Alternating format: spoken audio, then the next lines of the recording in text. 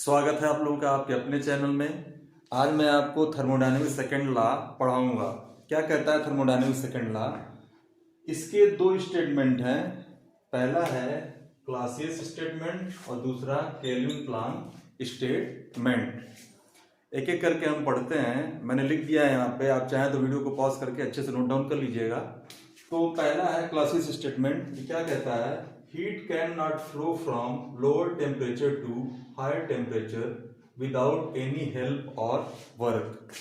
हिंदी में लिखा है कि ऊष्मा निम्न तापमान से उच्च तापमान तक बिना किसी कार्य के नहीं बह सकती। यही है क्लासियस का स्टेटमेंट। अगर ऊष्मा लोअर टेम्परेचर से या ऊष्मीय ऊर्जा लोअर टेम्परेचर से हायर टेम्परेचर की तरफ हमको फ्लो कराना हो तो उसके लिए वर्क डन करना पड़ेगा, उसके लिए कार्य करना पड़ेगा।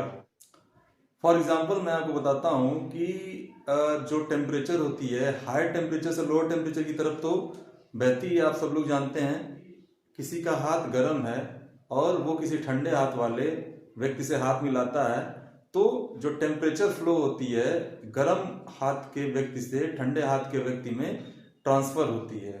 मतलब यहाँ पे जो हीट होती है हाई टेम्परेचर से लोअर टेम्परेचर की तरफ फ्लो करती है। ऐसा कभी नहीं होता है कि टेम्परेचर लो टेम्परेचर की तरफ से हाई टेम्परेचर की तरफ फ्लो हो। इसके लिए वर्क डन करना पड़ेगा। भाई पानी है, पानी जो है ऊपर से नीचे तो आराम से आ सकती है, लेकिन नीचे से ऊपर करने के लिए हमको पंप का हेल्प लेना पड़ेगा, उसके थ्रू वर्क करना पड़ेगा, वर्क डन करना पड़ेगा। व्यक्ति जो है ऊपर से नीचे तो आराम से आ सकता है। जब सीढ़ियों से आप उतरते हैं आराम से इजीली उतर सकते हैं, लेकिन जब नीचे से ऊपर की तरफ आना हो, सीढ़ियों से ऊपर चढ़ना हो बिल्डिंग पे, तो हमको एक्स्ट्रा कार्य करना पड़ता है, वर्क डन करना पड़ता है। पहाड़ों से कोई चीज आसानी से नीचे आ सकती है, लेकिन पहाड़ पे चढ़ने के लिए हमको कार्य करना पड़ता है, वर्क करना पड़ता है। ऐसा ही हीट के साथ भी होता है। हीट हायर टेम्परेचर से लोअर टेम्परेचर की तरफ तो फ्लो कर जाती है, लेकिन लोअर टेम्परेचर से हायर टेम्परेचर की तरफ फ्लो करने के लिए वर्क डन करना पड़ेगा। यही कहता है थर्मोडायनेमिक सेकंड लॉ का क्लासियस स्टेटमेंट कि heat can not flow from lower temperature to higher temperature without any help और वर्क। ऊष्मा जो है लोअर टेम्परेचर से हायर टेम्परेचर की तरफ बिना किसी सहायता या वर्क डन के नहीं जा सकती। ये क्लासियस स्टेटमेंट कहता है। मैं आपको एक और एग्जांपल बताता हूं।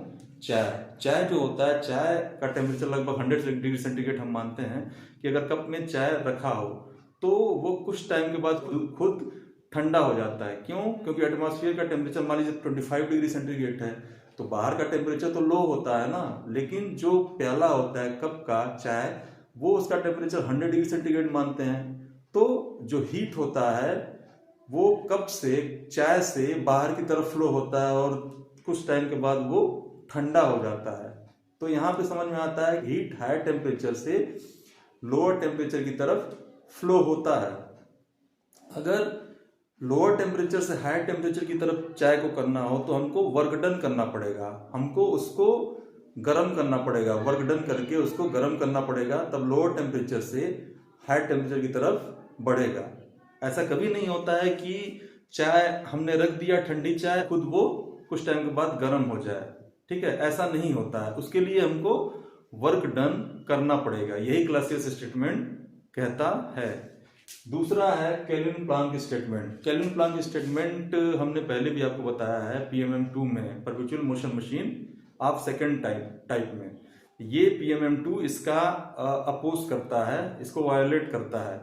क्या कहता है केल्विन प्लैंक स्टेटमेंट? पढ़ लेते हैं।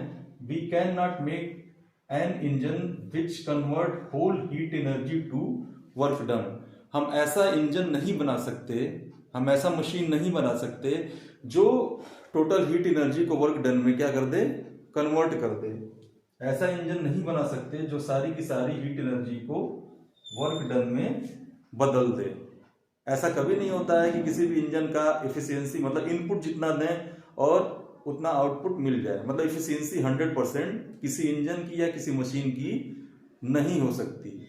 यहाँ पे सोर्स है, सोर्स से इंजन हीट लेके और पूरा का पूरा ये वर्क डन कर दे रहा है, पूरा का पूरा ये वर्क डन में कन्वर्ट कर रहा है। लेकिन ऐसा होता नहीं है।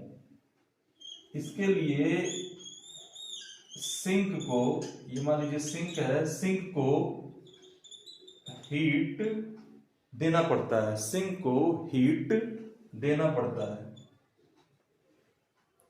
पूरा का पूरा जो हीट एनर्जी है सोर्स से लेके वो वर्क डन में कन्वर्ट नहीं हो सकती। इसके लिए कुछ हीट लॉस होगा, यहां से सिंक में हीट जाएगा ही जाएगा। कोई जॉब हम बनाते हैं किसी मशीन पे, तो इनपुट एनर्जी देते हैं, तो सारा का सारा जो इनपुट एनर्जी है वो पूरा वर्क डन में जॉब बनाने में खर्च नहीं होता है।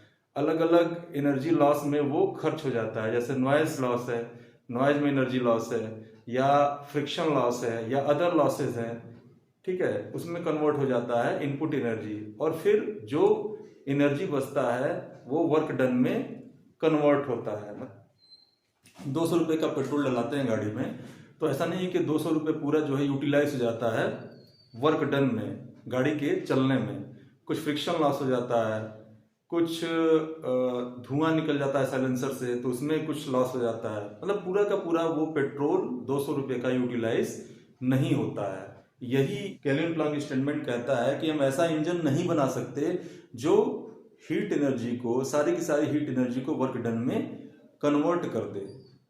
क्लियर है? ऐसा अगर इंजन कोई होता, ऐसा मशीन होता, तो उसको perpetual motion machine second kind हम कहते। इसके बारे में पहले आपको बता चुका हूँ, इसका भी लिंक मैं डिस्क्रिप्शन बॉक्स में दे दूंगा और आप देख लीजिएगा वीडियो को पॉज करके अच्छे से दोनों नोट डाउन कर लीजिएगा, और कहीं भी कोई डाउट हुआ तो कमेंट बॉक्स में आप पूछ लीजिएगा, और अपने मित्रों में भी जरूर शेयर करिएगा। ऐसे ही अन्य वीडियो पाने के लिए चैनल को सब्सक्राइब कर लीजिएगा।